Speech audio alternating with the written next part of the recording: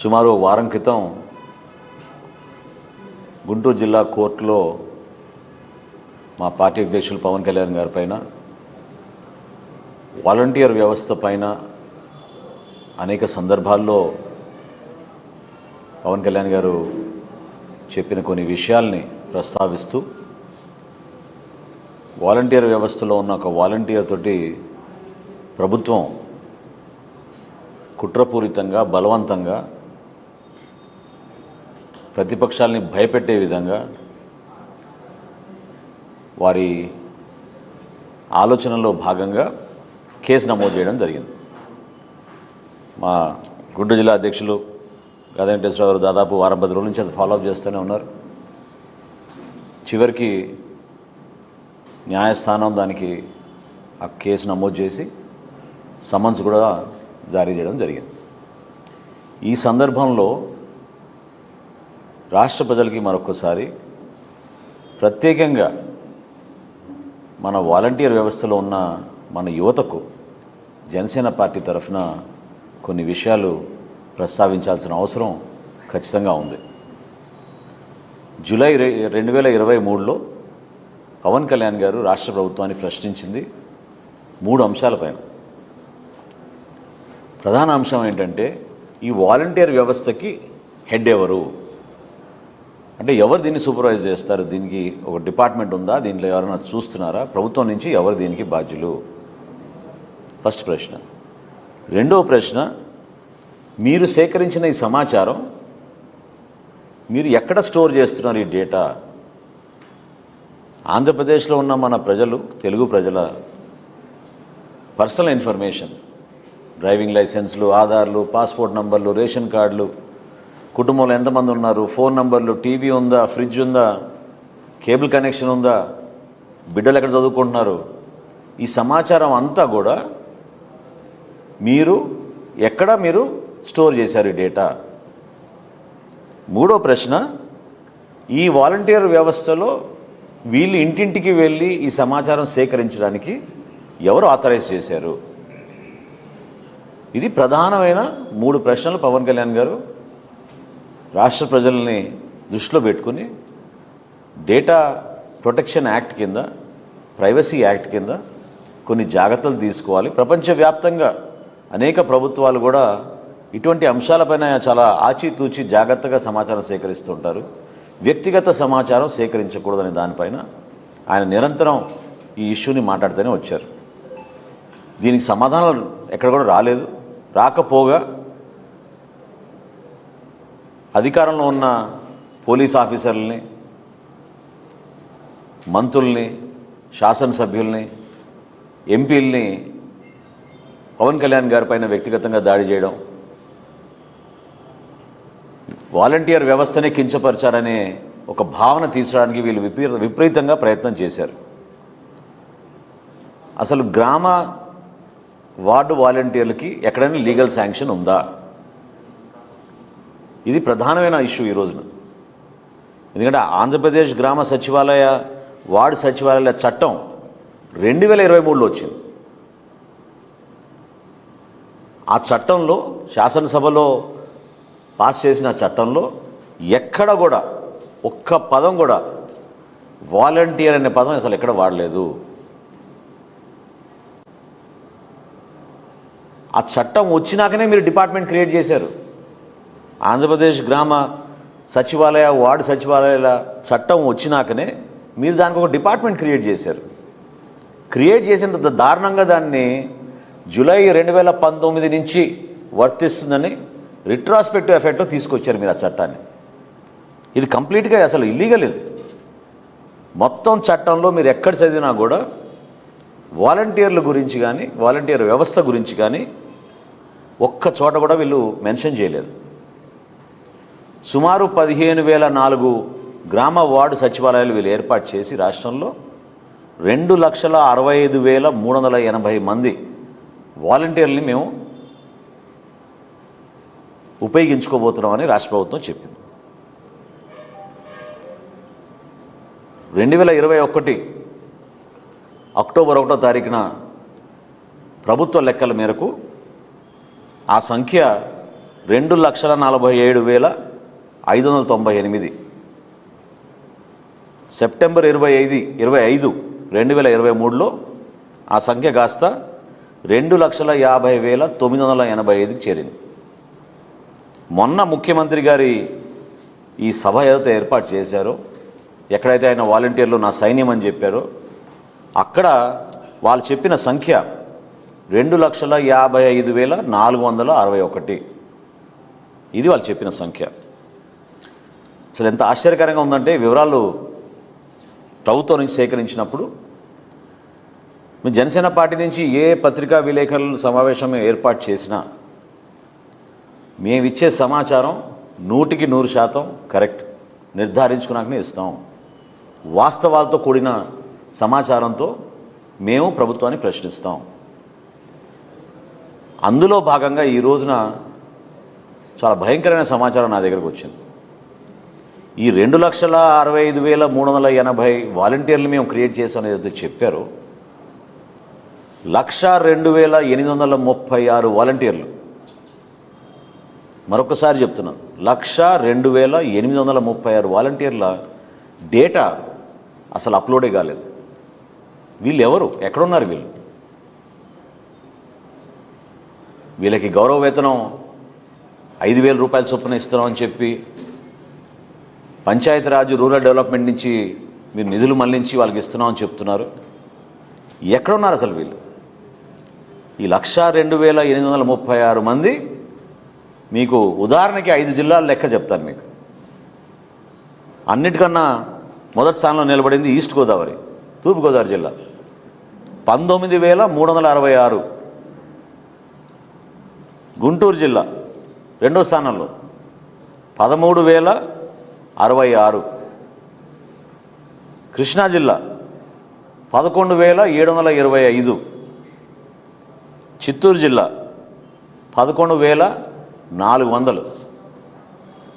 ఐదోది విశాఖపట్నం 10,586 మంది వాలంటీర్లు ఈ రోజు వరకు కూడా వాళ్ళ డేటా అప్లోడ్ కాలేదు.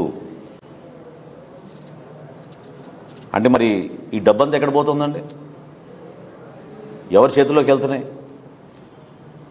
అసలు వీళ్ళు ఎవరికి రిపోర్ట్ చేస్తున్నారు? వీళ్ళు హైదరాబాద్లో ఫీల్డ్ ఆపరేషన్ ఏజెన్సీ అని ఒకటి ఏజెన్సీ ఏర్పాటు చేసి, ప్రభుత్వంలో ఉన్న శాఖల్లో ఏ అధికారికి కూడా సంబంధం లేకుండా, అసలు క్రియేట్ చేసిన డిపార్ట్మెంట్, మీరు చట్టబద్ధంగా క్రియేట్ చేసిన డిపార్ట్మెంట్లోనే ఎవరికి సంబంధం లేకుండా, అసలు ఊహించని విధంగా సుమారు 1,500 కోట్ల రూపాయలు ప్రతి సంవత్సరం ఈ గ్రామ సచివాలయాల, వార్డు సచివాలయాల వాలంటీర్ల వ్యవస్థ కోసం ఈ ఏజెన్సీ ద్వారా వీళ్ళు నడిపిస్తున్నారు. ఫీల్డ్ ఆపరేషన్స్ ఏజెన్సీకి సంవత్సరానికి 15 కోట్ల రూపాయలు ట్రైనింగ్ కోసం అంట. అసలు ఆ సంస్థ గురించి గతంలో కూడా మేము మాట్లాడాం. ఎవరు, ఏంటి, దాని బ్యాక్గ్రౌండ్ ఏంటి, ఎక్కడ వాళ్ళ హైదరాబాద్లో ఆపరేషన్స్ నడుపుతున్నారు, ఎంతమంది ఎంప్లాయీస్ ఉన్నారు, ఎక్కడి నుంచి వచ్చింది వీళ్ళకి ఆ టెక్నికల్ ఎక్స్పర్టీజు, దీన్ని మనం ప్రశ్నించాం. 1,560 కోట్ల రూపాయలు ఏదైతే వెచ్చిస్తున్నామని చెప్తున్నారో, మొన్న రాష్ట్ర ప్రభుత్వం ప్రవేశపెట్టిన బడ్జెట్లో కూడా ప్రొవిజన్ ఎక్కడ లేదు. ఎక్కడైనా వీళ్ళు వాలంటీర్స్ కోసం 1,560 కోట్ల రూపాయలు మేము వెచ్చించబోతున్నామని ప్రొవిజన్ పెట్టారా? అది లేదు. ప్రొఫెషనల్ అండ్ కాంట్రాక్చువల్ సర్వీసెస్, వీళ్ళు రాసిన పదం ఏంటంటే ప్రొఫెషనల్ అండ్ కాంట్రాక్చువల్ సర్వీసెస్ కోసం ఈ డబ్బు వెచ్చిస్తున్నామని చెప్తున్నారు. మరి నేను ఇంతకుముందు మీకు చెప్పిన సంఖ్య ఏదైతే 1,02,836 మంది డేటా ఈ రోజుకి నమోదు కాలేదో, అది సంవత్సరానికి ఎంత అవుతుందండి? 617 కోట్ల రూపాయలు. 617 కోట్ల రూపాయలు అంటే నెలకి 51 కోట్ల రూపాయలు ఎవరి చేతిలోకి వెళ్తున్నాయి ఇవి? ఇది నిజంగా చాలా ఆశ్చర్యం కలిగిస్తుంది. ఇంత నమ్మక ద్రోహమా? ఈ విధంగా మీరు మోసం చేస్తారా? ఇది జగనన్న సైన్యమా లేకపోతే జగనన్న ధనాగారమా?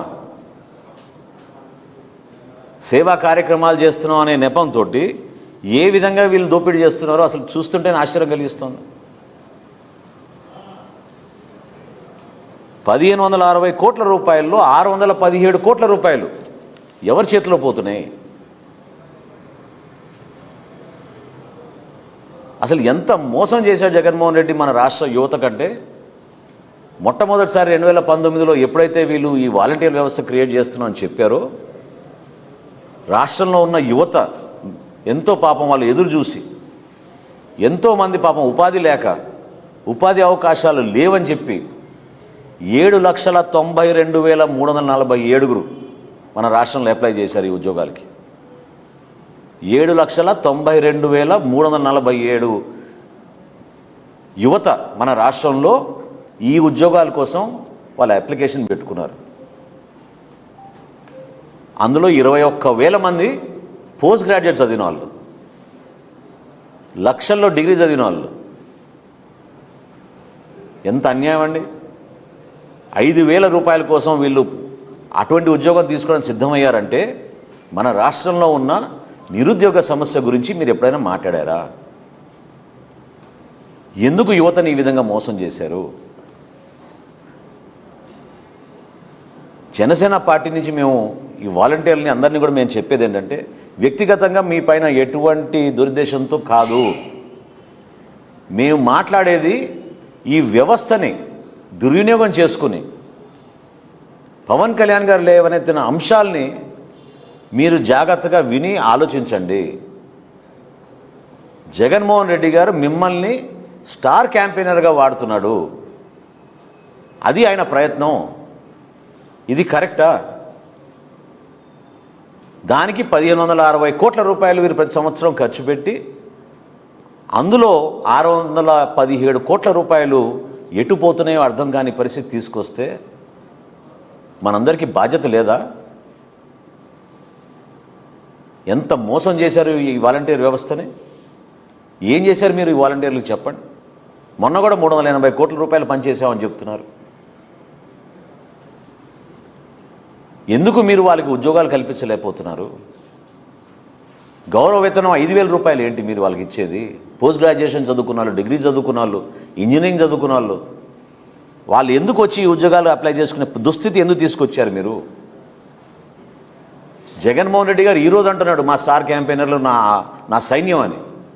మంత్రులు, ఎమ్మెల్యేలు, ఎంపీలు ఎప్పటి నుంచో వాలంటీర్ వ్యవస్థ, వాలంటీర్లు మా వైఎస్ఆర్సీపీ వర్కర్లనే చెప్పారు వీళ్ళు, మా కార్యకర్తలనే చెప్పారు వీళ్ళు.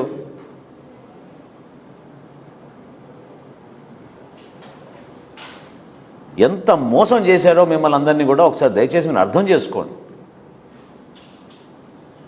ఉద్యోగ అవకాశాలు కల్పించాం, రేపటి రోజున మేము మీకు పర్మనెంట్ చేస్తామని చెప్పారు.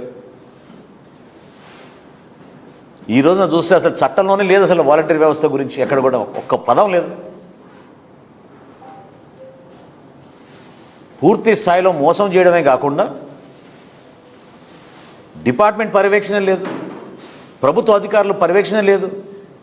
ఒక ప్రైవేట్ సంస్థకి, హైదరాబాద్లో ఉన్న ప్రైవేట్ సంస్థకి మీరు కష్టపడి సేకరించిన డేటా మీ ఫోన్ల ద్వారా వాళ్ళకి వెళ్ళిపోతుంది. మిమ్మల్ని ట్రైన్ చేయడానికి సంవత్సరానికి 15 కోట్ల రూపాయలు ఖర్చు పెడుతుందంట ఈ ఏజెన్సీ. 617 కోట్లు సంవత్సరానికి ఎట్టుపోతున్నాయో ఎవరికి అర్థం కావడం లేదు. ఉద్యోగ అవకాశాలు కల్పించారా కనీసం? అది లేదు. మోసం చేశారు. మీకు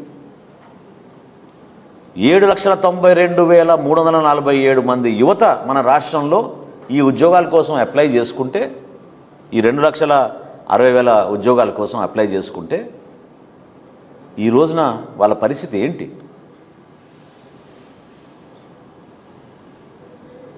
దీనిపైన ఖచ్చితంగా ప్రజలందరూ కూడా ఆలోచించాలి. దేనికోసం వీళ్ళు ఈ విధంగా మన ఇంటికి వచ్చి ఈ సమాచారం తీసుకుని ఒక వ్యక్తికి లబ్ధి కలగడానికి కోసం ఎందుకు ఇంత సైన్యం తయారు చేస్తున్నారు? ఇది ప్రజాస్వామ్యబద్ధమా? క్షేత్రస్థాయిలో ఇంటింటికి మీరు పెన్షన్లు ఇవ్వాలనుకుంటే ఇవ్వండి. కానీ వాళ్ళకి 1560 కోట్ల రూపాయలు జీతాలు ఇస్తున్నామని చెప్పి కాంట్రాక్చువల్ సర్వీసెస్ అని చెప్పి మీరు మరి వీళ్ళందరినీ మభ్యపెట్టి పాపం ఇన్ని సంవత్సరాల నుంచి చట్టంలోనే మీరు మార్పు తీసుకురాకుండా వాళ్ళని అగౌరవపరిచినట్టు కాదా జగన్మోహన్ రెడ్డి గారు? ఇది నిజంగా మీ సైన్యమా? వాళ్ళు మిమ్మల్ని నమ్మారు కానీ మీరు మోసం చేశారు. ఇది ఖచ్చితంగా దీనిపైన సమగ్రమైన ఎంక్వైరీ జరగాలి. జనసేన తెలుగుదేశం ప్రభుత్వం ఏర్పడిన తర్వాత ఎవరి చేతిలోకి 617 కోట్లు దారి మళ్ళిందో ఖచ్చితంగా మేము తీస్తాం. కష్టపడి పాపం జీతాలు పెంచకుండా 5,000 రూపాయలు గౌరవంగా ఏదో పాపం వాళ్ళకి క్షేత్రస్థాయిలో ఉద్యోగాలు ఉన్నాయని చెప్పుకోవడానికి కోసం వాళ్ళు డిగ్రీలు చదువుకున్న పోస్ట్ గ్రాడ్యుయేషన్ చదువుకున్న కష్టపడే ఈ యువతని ఈ విధంగా మీరు మోసం చేసి దగాకి పాల్పడ్డారు. దాన్ని మేము ఖండిస్తున్నాం. దోషుల్ని ఖచ్చితంగా పట్టుకోవాలి. ఈ దోపిడీ చేసిన ఈ వ్యవస్థ, ఈ FOA ఏజెన్సీ ఎక్కడ ఉంది, దీని వెనుక ఎవరు, ఈ వివరాలు తప్పకుండా రాబోయే రోజుల్లో రాష్ట్ర ప్రజల ముందు మేము మరొక్కసారి నిలబెడతామని జనసేన పార్టీ నుంచి ప్రతి ఒక్కరిని కూడా మేము కోరేది రాష్ట్రంలో, దయచేసి మన ప్రజలు అర్థం చేసుకొని ఆలోచించాలి. ఈ విధంగా దోపిడీ జరిగిపోతుంటే, ఈ విధంగా ప్రతి వ్యవస్థని వాళ్ళ స్వార్థం కోసం వాడుకుంటుంటే ఎంత నష్టం జరుగుతుందో మన రాష్ట్రంలో దయచేసి మీరందరూ కూడా అర్థం చేసుకోవాలని జనసేన పార్టీ తరఫున మీ అందరం కూడా కోరుతున్నాం.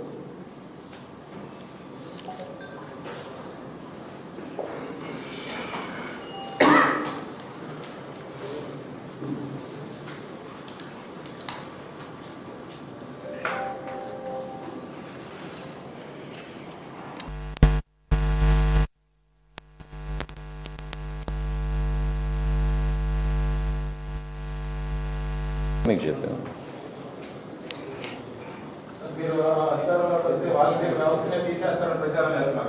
ఏం లేదండి, అది ప్రచారమే. వాలంటీర్లు మేము గౌరవిస్తాం. ఆ యువతకి మీరు సరైన రీతిలో ఉద్యోగ అవకాశాలు కల్పించండి, చట్టబద్ధత తీసుకురండి. ఎందుకు ఈ విధంగా మోసం చేశారు వాళ్ళకి? ప్రశ్నించినందుకు మా పైన కేసులు పెడితే మేమే భయపడేది లేదు. న్యాయస్థానంలో తప్పకుండా మేము పవన్ కళ్యాణ్ గారు హాజరవుతారు, చెప్తారు విషయాలు, ఈ వాస్తవాలన్నీ బయటకు వస్తాయి.